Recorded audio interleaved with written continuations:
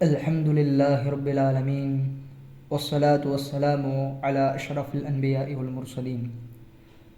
நம்மிடத்தில் எப்பொழுதுமே நல்ல குணங்கள் இருக்க வேண்டும். கெட்ட குணங்கள் எப்பொழுதும் வந்துடக்கூடாது.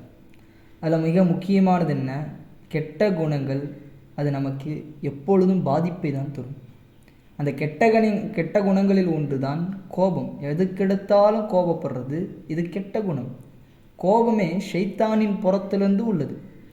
மனிதனுக்கு கோபம் வரும்போது அவனுடைய உணர்வுகள் மாறுபடும். அவன் என்ன வேணாலும் செய்யலாம்.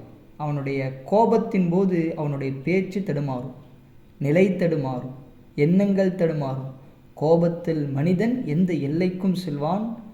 அதனால தான் அல்லாஹ்வும் ரசூலும் கோபத்தை வெறுக்கிறார்கள். எதற்கெடுத்தாலும் கோபப்படுது, துன்யாவுக்காக வேண்டி கோபப்படுது, தேவையே இல்லாமல் கோபப்படுது. இதை அல்லாஹ்வும் ரசூலும் ஏற்றுக்கொள்ள மாட்டார்கள். ஒரு நபி ஸல்லல்லாஹு அலைஹி வஸல்லம் அவர்களிடம் ஒரு நபித்தோழர் வரார். அல்லாஹ்வின் தூதரே, எனக்கு உபதேசம் செய்யுங்கள் என்று சொன்னபோது நபி சொன்ன வார்த்தை லா தகல்லப், கோபப்படாத. பிறகு 2வது முறை கேட்குறாரு, எனக்கு ஏதாவது உபதேசம் செய்யுங்கன்னு. நபி அவரை பார்த்து சொல்கிறாங்க லா தகல்லப், 2வது முறையும் கோபப்படாதுன்னு சொல்கிறாங்க. 3வது முறை கேட்டபோது நபி லா தகல்லப், கோபப்படாதீங்கன்னு சொல்லி 3 முறை கோபப்படாதுங்கிற வார்த்தையை தான் நபி ஸல்லல்லாஹு அலைஹி வஸல்லம் அவருக்கு உபதேசம் சொன்னாங்க. ஏனென்றால் இந்த உலகத்தில் நாளை மறுமையில் ஏற்படக்கூடிய அத்துணை நலவிற்கும் காரணம் கோபத்தை தவிர்ப்பதில் தான் இருக்குது. உலகத்தில் மறுமையில் ஏற்படக்கூடிய எல்லா பாதிப்புகளுக்கு பின்னாலும் கோபம்தான் காரணமாக இருக்குது. ஏன்னா கணவன் மனைவிக்கு மத்தியில் சண்டை ஏற்படுது. கோபத்தில் கணவன் தலாக் சொல்லிடுறான், தடித்த வார்த்தைகளை பேசிடுறான். பல குடும்பங்கள் சிதைவதற்கு பின்னால் கோபம்தான் காரணம். கோபம் யதார்த்தமாக சொல்லக்கூடிய அந்த கோபத்தை கட்டுப்படுத்தாமல் அந்த கோபத்தின் மூலம் ஏற்படக்கூடிய தாக்கம்தான். 2 உறவுகள் சேர்ந்துருக்குது, சகோதரர்கள் சேர்ந்துருக்கிறாங்க, சகோதரிகள் சேர்ந்துருக்கிறாங்க. கோபத்தில் ஏதோ ஒரு வார்த்தையை பேசி சண்டையாகி அதுவே எனது உறவு முறிவு காரணமாக. அப்போ கோபத்தை அடக்குவதை நபி ஸல்லல்லாஹு அலைஹி வஸல்லம் அவர்கள் சொன்னாங்க. தேவையில்லாமல் கோபப்படக்கூடாது. குறிப்பாக அல்லாஹ்வுடைய தூதர் துன்யாவுக்கு கோபப்படக்கூடாதுன்னு என்று சொல்லுவார்கள்.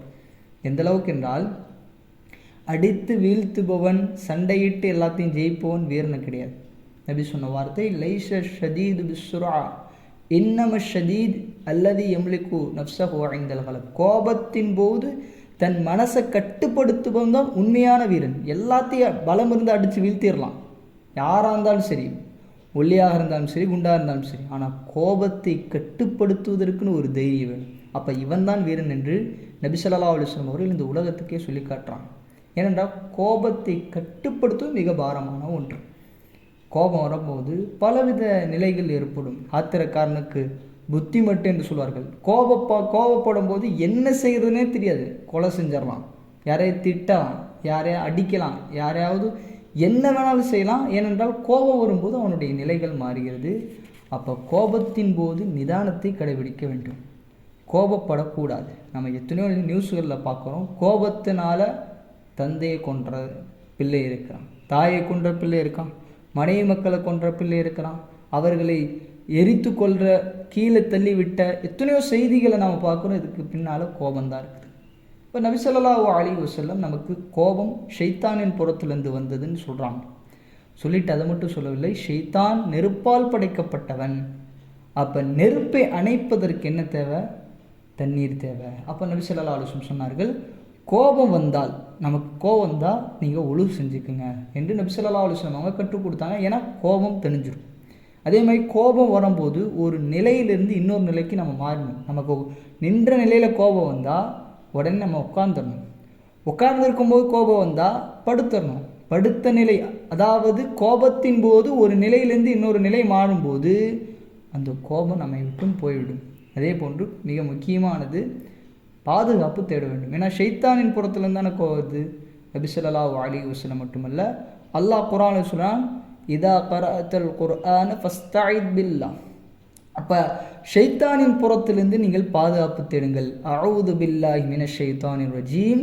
அதிகமாக ஓதிக்கிட்டே இருக்கணும். கோபப்படக்கூடியவர்கள், அதிகமாக கோபக்காரர்கள் இந்த வார்த்தை, இந்த துவா ஓதணும், அஊது பில்லாஹி மினஷ் ஷைத்தானிர் ரஜீம். நபி ஸல்லல்லாஹு அலைஹி வஸல்லம் அவர்கள் எப்படியெல்லாம் பாதுகாப்பு தேடுவார்கள் ஷைத்தானிலிருந்து? பலவித துவாக்களை கற்றுக் கொடுத்துருக்காங்க. அப்போ அதையெல்லாம் நம்ம ஓதுவது. இப்போ இந்த வழிகள் நம்ம செய்ய செய்ய நம்முடைய கோபங்கள் தெரியும். நபி ஸல்லல்லாஹு அலைஹி வஸல்லமுக்கு எவ்வளோ துன்பங்கள் நடந்திருக்கு. அவங்களுடைய உடல் ரீதியாக, குடும்ப ரீதியாக, பொருளாதார ரீதியாக எல்லாவற்றுக்கும் நபி ஸல்லல்லாஹு அலைஹி வஸல்லம் அவர்கள் பொறுமை காத்தார்கள், கோபப்படல. இப்போ நம்ம சக வாழ்க்கையில் எத்தனையோ மனிதர்கள் நம்ம சந்திப்போம். இப்போ இதெல்லாம் நம்மளை கோபப்படுத்தவங்களும் இருப்பாங்க பல பேர். அவங்கள்ட்ட கோபத்தை நம்ம காட்டக்கூடாது. பொறுமையாக இருந்து நம்முடைய காரியத்தை சாதிக்கும். நாம் பொறுமையாக இருப்பது அவர்களுக்கு அடிமையானதுன்னு அர்த்தம் அல்ல, நம்ம பயந்துட்டோம் அப்படிங்கிற அர்த்தம் இல்லை. மாறாக கோபத்தின் மூலம் பல விளைவுகள் ஏற்பட்டுவிடும்.